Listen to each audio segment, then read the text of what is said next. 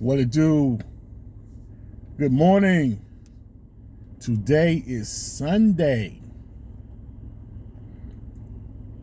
February the 5th, if I'm not mistaken.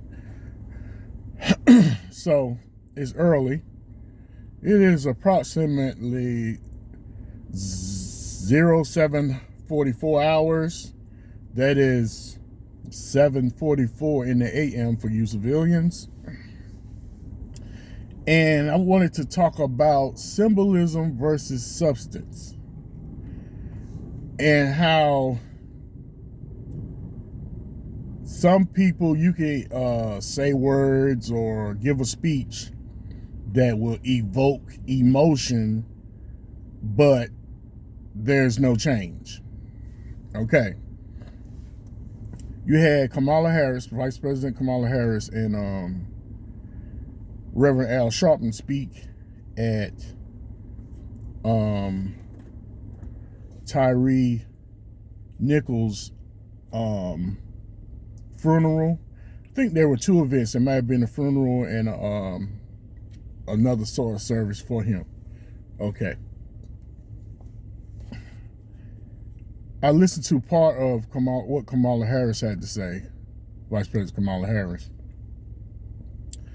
It's like when she's talking, she is so fake and unauthentic that you just automatically tune out. You can't really focus in on her words because you know she's not really sincere. But I heard one thing she said. Excuse me. She said she's calling on Congress, demanding Congress to pass the George Floyd Policing Act. Okay. Her showing up to this man's funeral or service and saying those words should not replace the fact that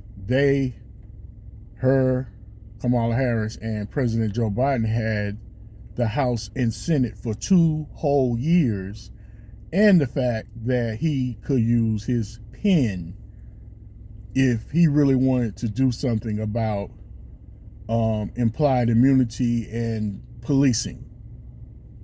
Okay.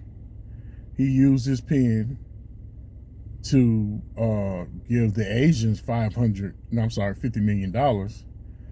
And if you look at it, there was a bipartisan effort to pass an anti-Asian hate crime bill in the House and the Senate.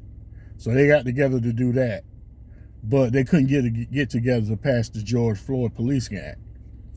And he wasn't willing to use his executive privilege to do something.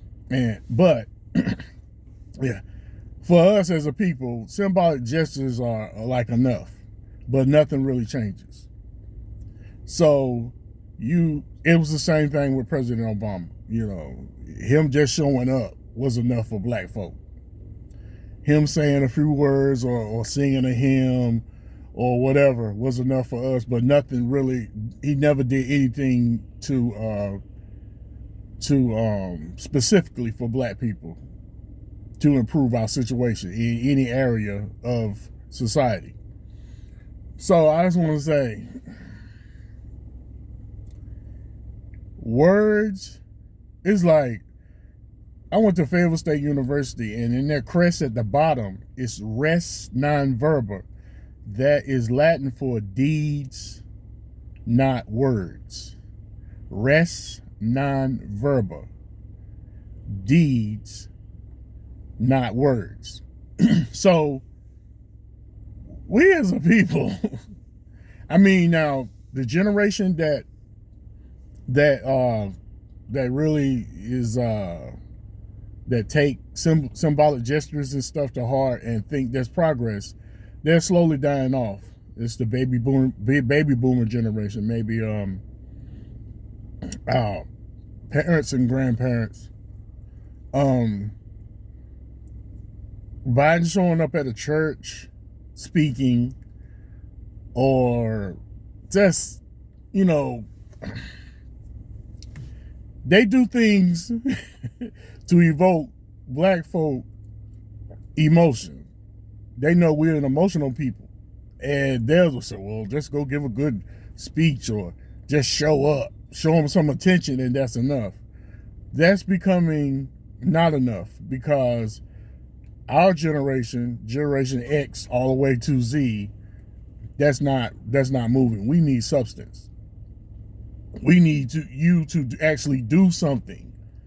You know, another example. There was a balloon that NORAD be on that thing. NORAD detected a spy balloon from China, and they had shot it down right away. So there was rumblings that what is the president doing? Why has he come out and said, shoot it down? So I looked, I Googled, and I just put in President Biden orders balloon to be shot, a spy balloon to be shot down. I just put those words in, but when it came up, he said, yes, he ordered the balloon to be shot down, the spy balloon to be shot down as soon as possible. See, we have a tendency not to listen to what people say. As soon as possible could be right. Well, it could be right now if those that are in charge of making that decision decides to do that. Or it could be tomorrow, the next day, the next week, the next month, the next 6 months, or the next year, as soon as possible. So we have a tendency not to not really concentrate on words, words, because, words is one thing, actions is something else. So we have to put, when someone says something to us, or they're very careful with their words with black people. Don't want to promise them anything, because then, you'll be held accountable if you promise someone something.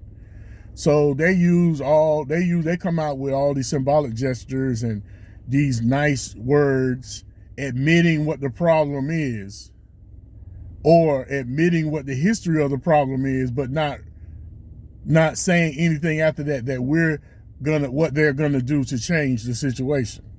So it's accepted. Oh, he came to Ebenezer Baptist Church and he said this and that, but has been in the office 2 years and has not done anything. Now, I compared and made contrast between what Trump would have done in reference to the spy balloon versus what Biden has done so far. It's not when comparing both men to what they've done for the black situation and experience, they're equal. Neither one of them has really done anything, even though if you really compare and put them side by side, Trump may be slightly ahead, but neither one of them has really done anything for black people. But when it comes to managing situations like somebody trying you, they're going to put a balloon, a spy balloon, or whatever the purpose of the balloon is in your airspace, and you just let it sit there and you really don't come out and say anything about it until people start complaining, then that's the difference between Biden and Trump. When Trump entered office, he made certain moves and gestures to let China know how he felt about them. One was he put a trade embargo on them. Trade embargo, and then when there was an issue with the situation, let's say the pandemic, he wasn't shy in referencing the fact that the situation started in China. See, I'm using my words carefully, but y'all know what I'm saying. And he referred to it as such. He referred to it as the Wuhan situation. Now, those not his exact words, but that's what he said. So, China knew how Trump felt about them. So they wouldn't have sent a balloon, a spy balloon into United States airspace with Trump as president. And you notice they didn't do that. He was president for 4 years. So in handling things like this, Trump would have. I'm not going to exactly say would be better, but he would be more decisive and swift with his decision. And whereas Biden not so swift, and when you say it's going to be shot down as soon as possible, that means that you're not the one making the decision. Of course, you have people that advise you and stuff like that, but the president has the final word in a lot of things. So he said it's going to be shot down as soon as possible. That could be any time. So if he had said it's going to be shot down immediately, that means in the next, let's say 10, 15 minutes to an hour or 2 hours, then it's going to be shot down, because they could send jets and do whatever they need to do in a matter of minutes. So that's symbolism. That's an example of symbolism.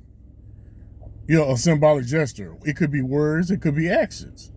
So we as a people are still willing to accept symbolic gestures. Oh, a holiday. You get a holiday, and the Asians get a whole anti-Asian hate crime bill and $50 million. But you're satisfied with a damn holiday. So I'm not going to mince words.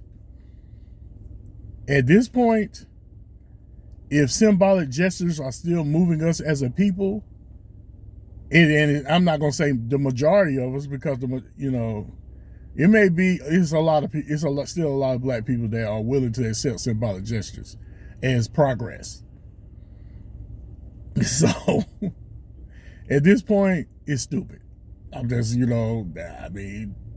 that's what it is. It's stupid. At this point, if we are still accepting symbolic gestures over progress, then it's stupid.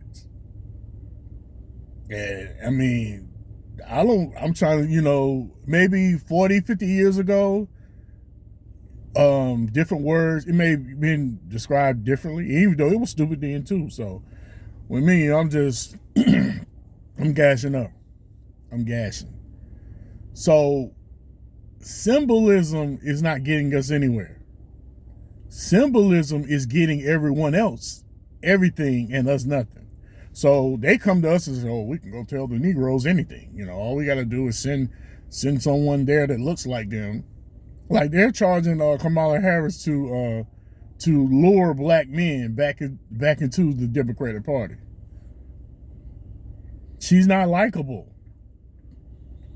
It's not likable. And how are you going to lure black men to do anything when you married a non-black person? Let's keep it real.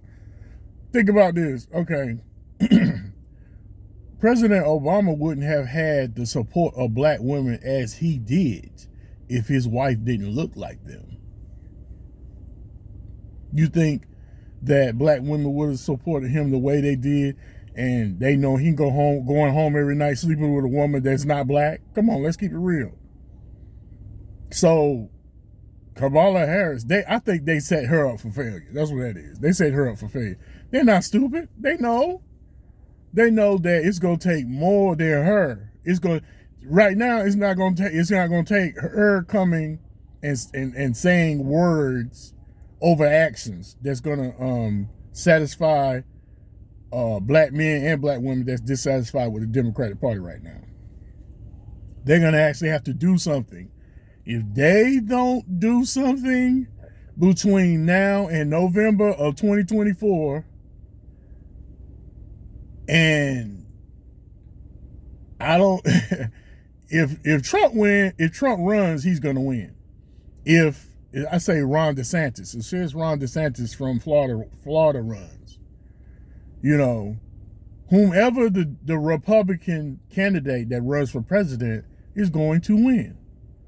Because the things they do, they trying to flood the zone with all these immigrants, hoping that in turn, by them supporting immigrants coming into this country, and they basically giving them rights that they haven't earned and benefits that they haven't earned, that they're going to in turn support them. But it's just the opposite. These foreigners come in here and they support the Republicans. You know, some of them may, you know, it's okay, feel like they owe the Democrat Party, you know, for bringing them into the country. But they are going to lose big time. And I've said this in a few other videos I made. The Democratic Party has to be broken. And when I mean broken, I mean they're going to have to be made to suffer, because they're arrogant and they refuse to do anything for the people that have supported the party the last 50 years. They still refuse to throw their old playbook in the trash and say, man, we actually going to have to do something for these people. Because that's how they talk about it. They call us these people or those people, you know. So they have to be broken. They're going to have to learn the hard way, because black men are coming back to the Democratic Party. I'm one of them. Myself, I'm registered to vote, but I'm registered to vote as an independent, meaning that whichever party is going to provide whatever my interest is, that's who I'm going to support with my vote. Not the Democratic Party or the Republican Party or the Green Party or the Libertarians. Whomever is going to give me what the hell I want and need, that's who I'm supporting. If it's the Republicans, then so be it. The Democrats, they got some work to do. They'll dug themselves a hole that they can't dig themselves out. They don't want to admit it. Now, it's obvious, if you know, they said that the black female was the backbone of the Democratic Party. They said that now, but now they're seeing that they need black men too. Because if that was the case, they wouldn't be charging Kamala Harris to lure black men back into the Democratic Party. Well, her fake self. Now, people, maybe our parents and grandparents didn't do research, and you know, because information wasn't as free flowing. But information is free flowing now. It's easy to look up her record as California's Attorney General. It's easy to look up her record as the DA of DA of San Francisco. And her record is not good. Hell, Biden wouldn't have got the support that he got if, one, he wasn't President Obama's vice president, and two, our people did their homework. You know, people that supported him did their homework. He got a lot of support from the old folk. But old folk ain't gonna be around much too longer. They're transitioning on. They're getting older. They're dying off. And all they're going to have left is Generation X all the way to Generation Z. And I haven't voted since 2016. But I made sure I registered to vote so I could be counted as not voting. You know, now those of you who won't participate or doesn't feel like politics, you should participate in politics, I'll just say this. They make decisions that affect your life on a daily basis. Politicians do that. And we have a bunch of politicians that look like us that aren't working in our interests. The Black Caucus in particular. They don't work for us. They work for everybody but us. So you can remove yourself from politics. Like, you got a lot of black people that say, Like I was on the Misha K's show last Sunday, and you had guys on there. You know, that's difference of opinions. That's cool and whatnot. But then some things aren't practical and some things aren't feasible. Okay. You have people say, well, call me when you're ready to do something other than vote or whatever. Yeah, I can, yeah, okay. Or I'm not gonna participate or be in, join the military, that we shouldn't join the military or whatever like that. My opinion is this, and policing. That black men should, that's an issue because that's the issue. We know the issues with policing in this country, and we know the issues with them policing us in the country.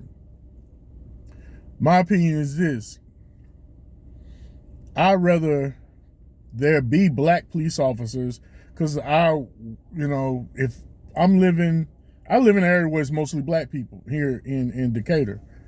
Okay, I see a white cop every now and then, but the majority of the policemen in where I live are black when I see them. So I don't necessarily ride around thinking about the police. I just do my thing. I just go through life, and just, I don't worry about, because you can't go through life every day worried about the police stopping you and stuff like that. That's no way to live, because you're living in fear. That may be what they want.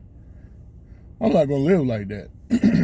I'm going to go and do what I normally do. Live life, drive, and walk and whatever. I'm not going to do that. But what I want to say is we need conscious black people in every walk and aspect of society, be it the military or the police, because you can't leave it up to the dominant society to police your community. We saw that with Ferguson, predominantly black area in St. Louis, but the majority of the police are white. So it's not practical. It's not practical, and it's not a good thing. So we need black police officers. We need blacks everywhere. Now, it's not a case where they're not going to be, where black people aren't going to be in every aspect and walk of society, or job, or position, or whatever, because that's just not not reality. We can create our own reality. I think that our basic issue as a people is our unity. Capitalism is not perfect. Democracy is not perfect. But where we miss the mark is how we operate in the system. The system is not perfect. It needs changing, and it may need to be dismantled and rebuilt for justice purposes. But at this present point in time, everyone else is operating with a unity to advance their people forward, to move their people forward. We're operating as individuals. In the system as individuals. We're operating in a way that's, ain't got nothing to do with that nigga over there. You know what I'm saying? Whereas you have foreigners coming into this country, they have a different culture. They work together, and even if they don't agree, they do what is best for their people. We don't do that. We got a black caucus in Congress. They don't work in our interests.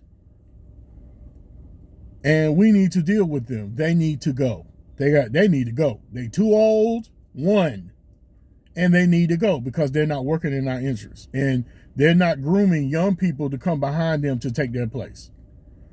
They're just not, because they stay in them positions until they fall dead right there in Congress. No. And then they're in there, they're not making decisions. You can go and view their voting record, how they vote. Damn, girl. Okay. Prime example is the Asian hate crime bill. Go look at your Black Caucus members and see if any Black Caucus member voted against that bill. I bet you it wasn't one, including the one from Wilson. So, or that I've mentioned before that they didn't stand up for us.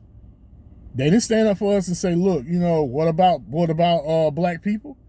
Because them niggas is in there, and I'm saying it because that's what the hell they are, because they don't work for us.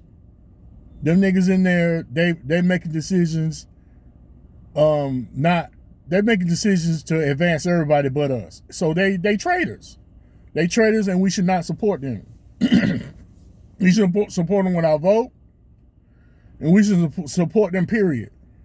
Because if we sending them we supporting the Black Caucus just because they have the word black in caucus and they're not doing anything for us, then they need to go. That's symbolic. Oh, the Black Caucus and how long they've been around. You got the Asian caucus, you got the Hispanic caucus, they working for their people. We should demand that they work for us. And if they don't change, they need to be replaced. Every last one of them have got to go. So there need to be, that's my thing. None of this is perfect. The system is not perfect. It's how we're operating in the system. If we will operate better as a unit and as a people, particularly in politics and economics. Politics and economics. But wait, freeze. I'm not the only person that has said this. You had Malcolm, you had Marcus Garvey, you had Elijah Muhammad. They've been telling black people for the last 100 years what we need to do to operate in this unperfect, unfair, and racist system. But guess what? We hard-headed. We won't listen. Our parents didn't listen, and our grandparents didn't listen. They did whatever the hell they wanted to do, and they pushed integration because they wanted to be accepted. And it didn't happen, and it put us in a bad situation. We're in a bad situation now because of those bad decisions. So symbolism is not going to get the job done. It's not getting it done. And us standing up clapping because a president show up at Ebenezer Baptist Church, a president that was mentored by a segregationalist, Strom Thurmond, come on, man. And his record, come on. It's time to stop being stupid. And that's what it is. It's stupid. So I just want to give this spiel in the morning. I had to do this early because I got some things to do. So I want to come to y'all early with this. And if it's not substance, then you shouldn't pay it attention. So if they come to you and say, well, we're going to give y'all a George Floyd holiday and make it a federal holiday, so people that hated George Floyd that would have done the same thing, to something to him could be off. That's something that we shouldn't pay attention to. Come on, man. Come on, y'all. Come on now. I know. To me, our situation and what's going on with us is right now, the system is on remote control. But how we operate within the system is our issue. We have to operate in it with unity. It don't matter if you agree or disagree, because all the other groups, they're working together. And that to me, that's what it is with us in this system. If we operated a certain way, if we spend our money a certain way, if we held politicians accountable a certain way, then they would deal with us a certain way. But since we don't, you got factions in the black community, you got the bourgeoisie Negroes, you know what I'm saying? You got the Negroes who don't care, and and you got the Negroes that accept anything, and then we just spread apart like 5 fingers on a hand, and nothing is getting done in our favor, and they slated us to be at the bottom because of how we operate and because they can bring anything to us and we'll accept it. Come on, man, come on. To me, it's on us. We need to go in and do this and do this and do that. No, it's some things that we could do ourselves short of violence. If we operated differently, that would make changes, but we won't do that because we can't sit down at the table and say, what is best for our people? And see that it's best, even if you don't agree with it. Because white folks stick together. They don't agree on everything. The Democrats and Republicans don't agree on everything. But one thing they do, they work together to make sure we continue to be at the bottom. They work together to do that. So why can't we work together to make sure that we come out better and on top? Well, we can't, because everybody want to do their own thing. And then when it comes to a breaking point where it's going to come to a breaking point. It's going to come to a breaking point where we're going to be in such a bad situation that all of a sudden everybody in the black community is going to have an epiphany and want to stick together. But it shouldn't take some cataclysmic event that put us to a point where we possibly could be dying off in droves for us to realize that we need to work together. Black men, black women, whatever. You got the religious folk don't want to do anything but have faith. God's in control.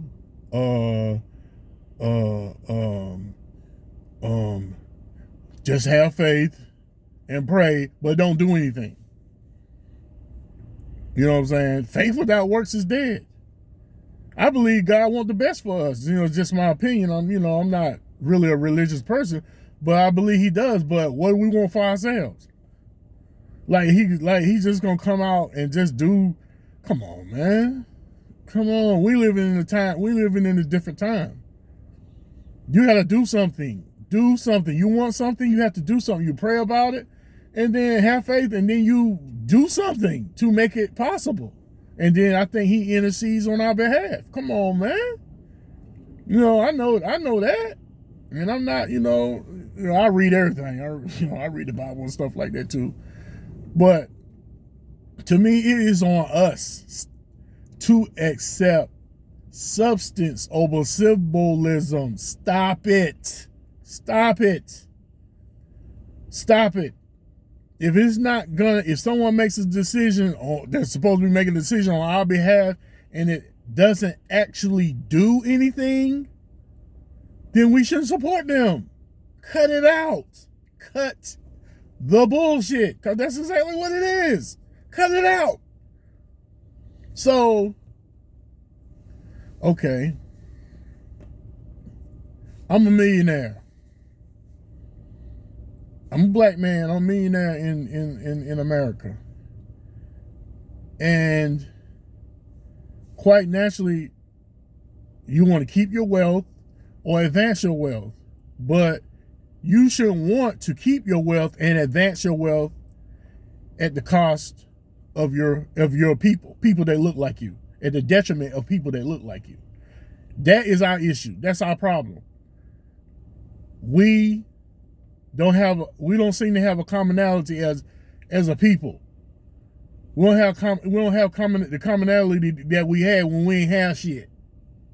Now that we have a little something, we trying to, we don't care about each other. We won't ride for each other because we scared we're gonna lose. Like we got too much to lose. That's why our situation is not gonna change. And then it's going to come to a head where no matter your social economic position, you're going to suffer. And that's when black people going to want to do something. When the rich niggas start feeling the crunch, wow, well, maybe we should so and so. No, by then it's too damn late, because you could have been, working with each other the whole time. So that's my issue, is that we don't have the unity. You got people talking about standing up at like in California, they had the reparations commission. They were letting people come up speaking public. You got dudes coming up talking stupid. Plebiscite babble. Yes, we demand that we get our reparations in gold, bullion, all kinds of dumb shit. Dumb. Or if we don't get what we want, we're going to do so-and-so this and blah, blah, blah. Man, sit your ass down with that stupid shit. It's about business. And that's our problem, man. Business. We aren't handling business. It's about business, man. America operate off money, not off that dumb shit. You know, and that's what we need. We need resources and money that they giving to people who haven't even earned it. And then and a lot of people don't understand that. They don't understand it at the end when their grandkids suffering. They'll understand it then. You know, it's just I just see the future is bleak for us in this country because of how we operate. Now, we can continue to blame it on the system. Yeah, the system is on remote control. But it's on remote control because of how we are working within the system. You know what I'm saying? We're working with, that's what it is. We're working within the system instead of working the system for us. You know, that's all I have to say about that. And we'll probably keep y'all too long, but I wanted to go and get this out of the way. That's my thought. I don't script anything. It's something on my mind. I just spill it out. So if you like this content, I'm not particularly, I'm cool. You know, my aim is to expand my channel to as large as audience as possible. The monetization, if that happens, good, but I'm not particularly interested in building my channel to the point where it's worth a lot of money. That's not really my aim because I have other stuff going on, other irons in the fire as far as finances are concerned. So I just want to expand my channel to reach more people. That's my aim, not really about the money. Okay, that being said, this is the El Boogie Speaks 2 show. Like and subscribe if you choose to. If you don't, it's cool. Like Sister Vicky Dillard says, she says, at the right time, the right people will see my video. So I'm saying something similar. This video will reach who it's supposed to. Yep. And who it's not supposed to, it won't. And that's it. So y'all be cool until the next video. I'll holler at y'all. Deuces.